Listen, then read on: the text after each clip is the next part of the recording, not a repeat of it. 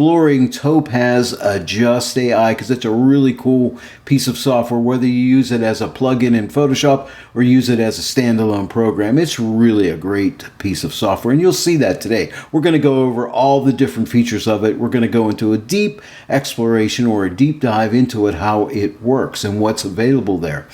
But this is the Topaz website. You can see here's an image before and here's after Adjust AI. So it does some really cool things.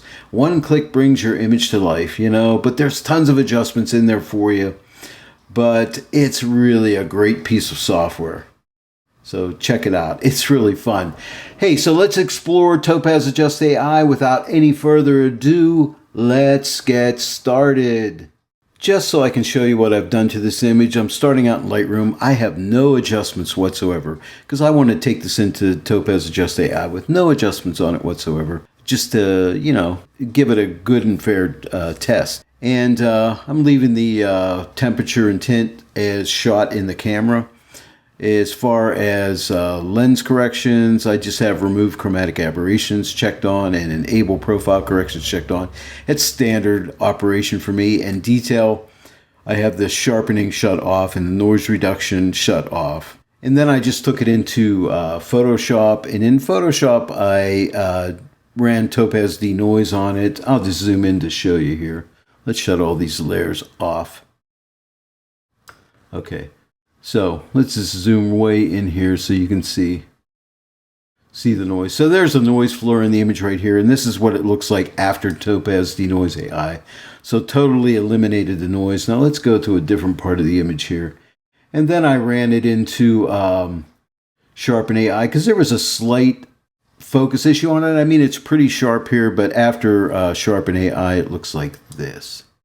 So here's the before, and here's the after.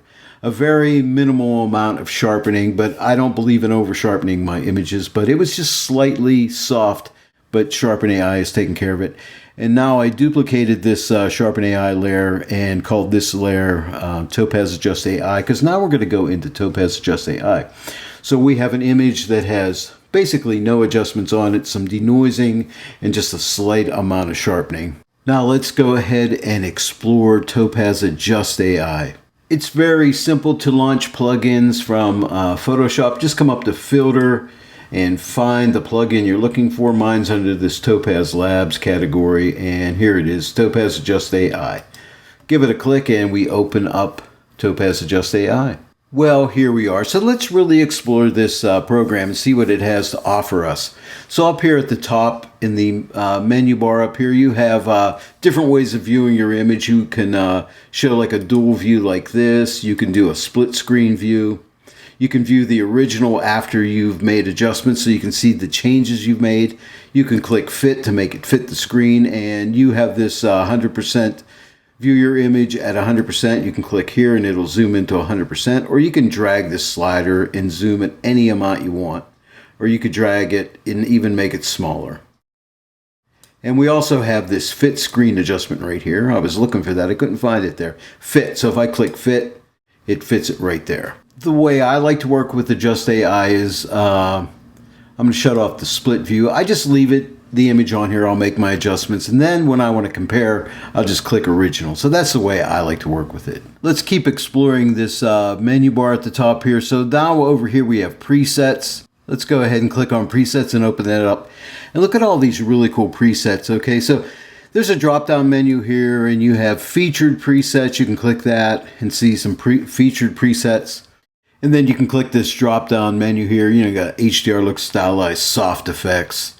And you can, yes, save your own presets under My Collections here. Let's go ahead and click on a couple of these presets here.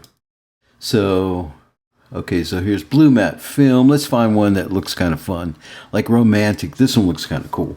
And this is a really good way to get inspired. If you're not sure which way to take an image, going through presets is really cool. And let's try this one, Soft, Light, Black and White. That is really beautiful. Here's one called Structured. Okay, so it brings out a lot of the different structure and things in here. And we will examine the different adjustments and things too that make up these presets here. But let's look at some more here. Let's look at HDR looks and see what we got here. Here's Ansel HDR. Hey, I wonder if that's Ansel Adams. Okay, like an Ansel Adams look. That's cool, right? Here's one called Dark Mood. Kind of fun. I like that. And let's see here. How about Vivid Night? Although I shot this in the day, not so much on that one. It's not working well on this, but it really might look good on another image. Natural Boost. That's kind of cool. Kind of a soft, dreamy look to it. That's HDR. Let's look at stylized. So we're going to have some more stylized looks here. A little more artistic flair, I would say. Let's try New Vintage Fade. That's kind of fun. Let's examine some more. Let's look at soft effects. If you watch my tutorials, you know I love soft looks on my images. Here's a black and white soft light. Ooh, that's really beautiful. Depth effect. That's kind of fun. Ink and paper. Love the name, ink and paper. Yeah, and it does look like ink and paper. Here's old film here. That's cool. And soft sepia. I really enjoy that one. Oh, and by the way, notice at the bottom here, see where it says opacity? You can take this opacity slider and kind of drag it to the left and kind of ease off on that adjustment. So you might say, you know, I really like that, but what if it had a little bit less, and I'll introduce more of the original image back into it. So you do have that opacity slider, which is really cool. And let's go soft effects. Did I explore these all? Here's film looks. Okay. Here's cold and calm. Here's ethereal. Let's go with ethereal. I love ethereal. Hey, that's really nice. I love this little purple cast it's applying to this. Here's one called friendly. Friendly's kind of fun, but let's stick with, let's look down through. All right. Romantic. I already showed you that one. Let's click on ethereal. Now, so see right here, this little icon here, this is for your controls. You can click on this and it'll take you into the controls, or you can click on controls here and go to your controls. So if I click right here, now my controls open up and you can see all the different adjustments that were applied to this image to get me to this effect. Now I can come in here and start playing with the different settings and adjustments here. And what if I really changed it up a good bit? And like, say for instance, let's come down to split tone. Now we will explore all these adjustments here in a second, but let's see what happens when we take the shadow saturation and let's move it to the right. Let's say like really bump it up. Say like, you know what? I like it with that purplish cast on there. And I might say, you know what? I want to add a little more grain to this. So let's zoom into 100% of the image here. And I know a lot of people saying, man, you have Topaz DeNoise AI and you took all that noise out. Why would you want to add grain? Well, sometimes, you know, you do want to add grain for artistic effects. So let me add some grain. But I might say, you know what? I want a real vintage look here and I want to add some grain. So we have the grain size here too. We can bump up the size of the grain. And I might say, you know what? That looks really cool. And I'm doing this for artistic reasons. And let me go to fit here. I just moved my mouse to zoom. Like you can zoom in and out with your mouse as well. But probably not the most effective way to change the size of your image. So I'm just going to click fit here. It's probably easier just to slide the slider or click fit or 100% or whatever. But anyway, hey, that looks cool. And I might say, you know what? I want to save this as my own preset. So I started out with a preset. I made some alterations there. And now I can come up here and click add. And let's give this thing a name. Let's click on preset name. And let's call this vintage.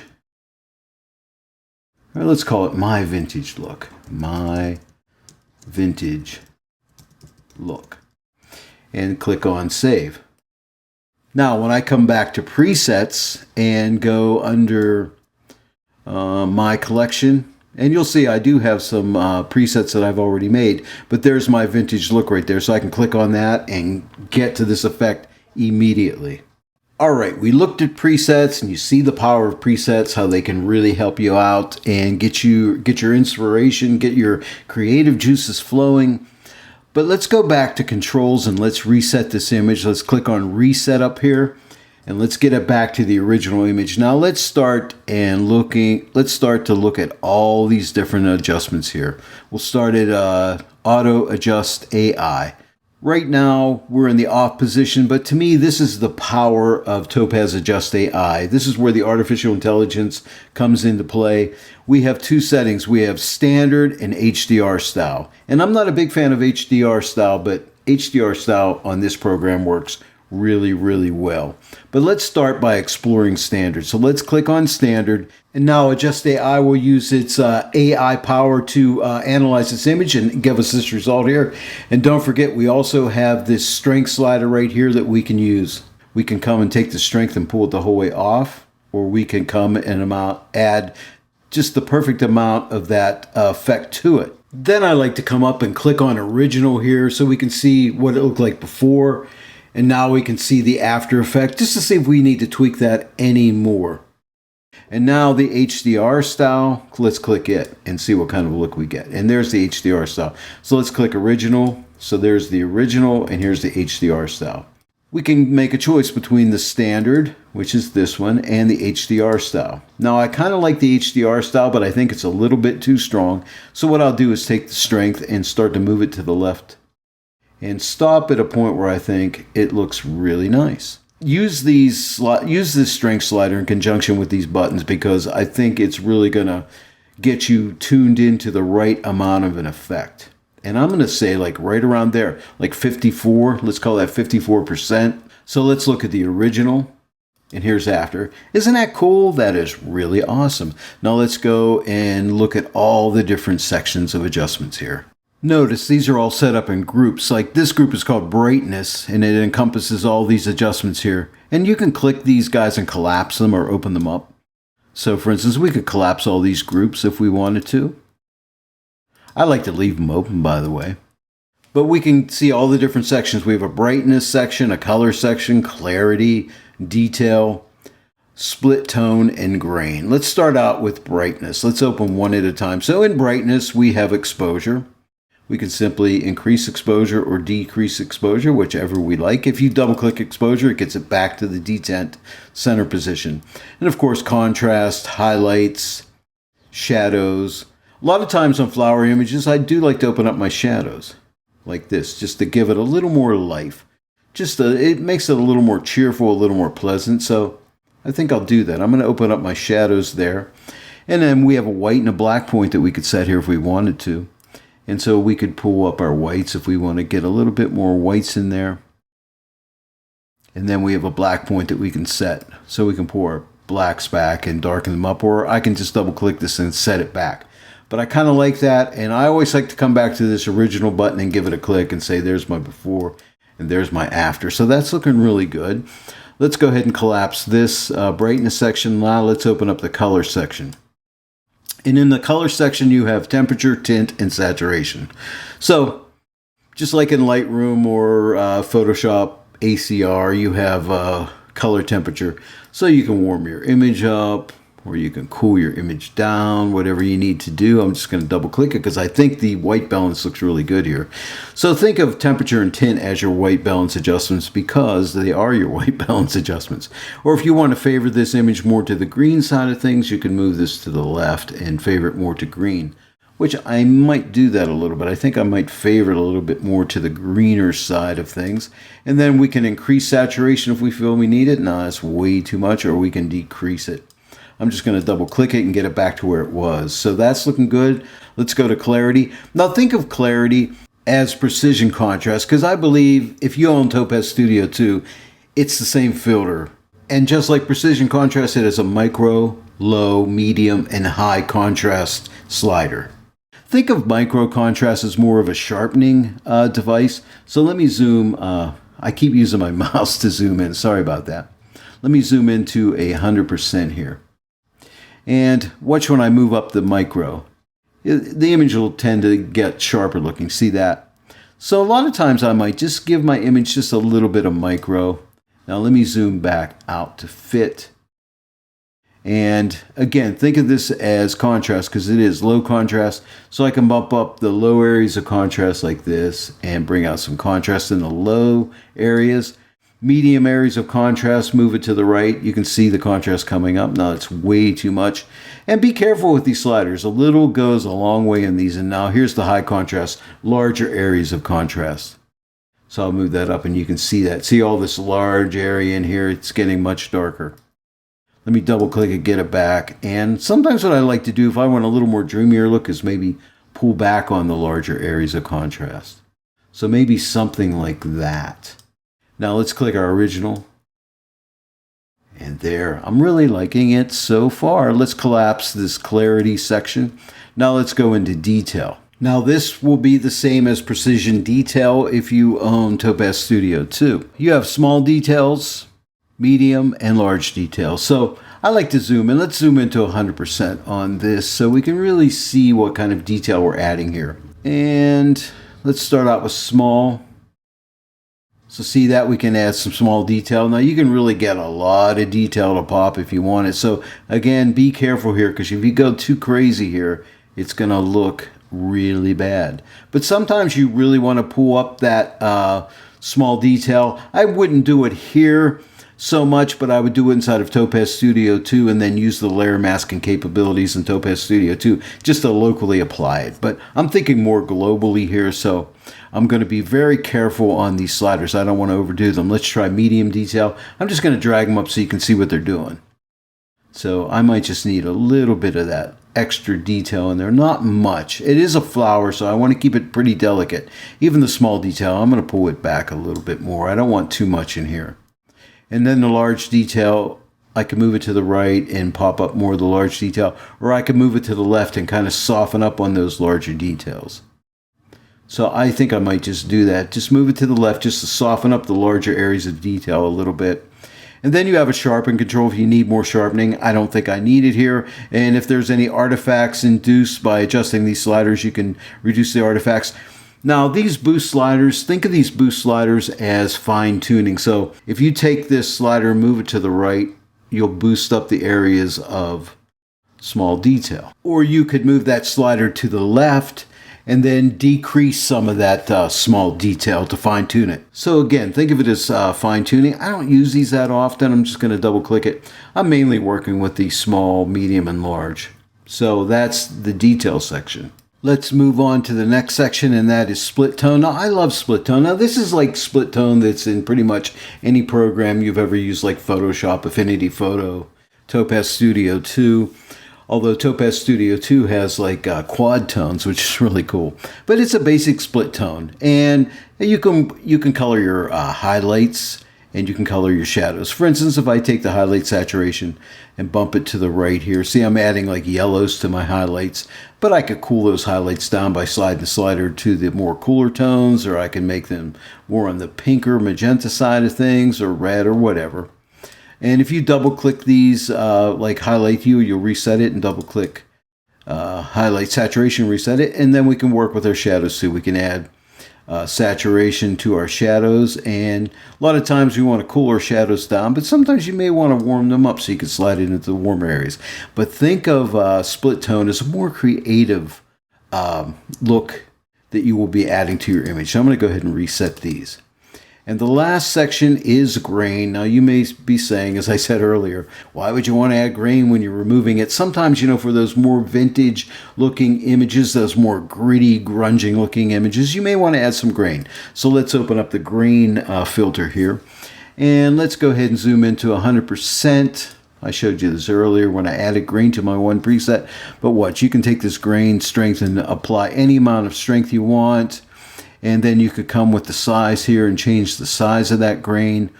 You can make it color grain, which adds some color to the grain, or you could just make it gray grain. So if you're doing a black and white image, obviously you'd want to use gray. If you're doing it to a color image, trying to get that vintage look, you would want to use probably color. And again, if you double click, you can get these things back to the original settings. Well, that's the Topaz Adjust AI program. The more I work with this program, the more I really enjoy it. It's really an awesome piece of software here. I use it at the beginning of my workflow. I'll use it on older images just to kind of like take them in another more artistic direction. And that's where the looks really come into play. So it's really cool. So here's what we started out with this image looking like this. And now it looks like this. Through the power of Topaz Adjust AI. When we're all said and done here, remember I started out in Photoshop. All I do is click apply, and that'll send us right back into Photoshop. Topaz Adjust AI. The more I use this piece of software, the more I enjoy it. It's really great. And I'm not a big fan of HDR, as I said earlier, but I do like that HDR adjustment inside of it. It's really cool. And the looks and everything and all the different adjustments, a great piece of software. Hey, if you enjoyed this tutorial today, please give it a like and share it with your friends. If you're not yet a subscriber to my channel, please subscribe and click that bell notification icon. Then every time I upload a new tutorial, you will be notified about it.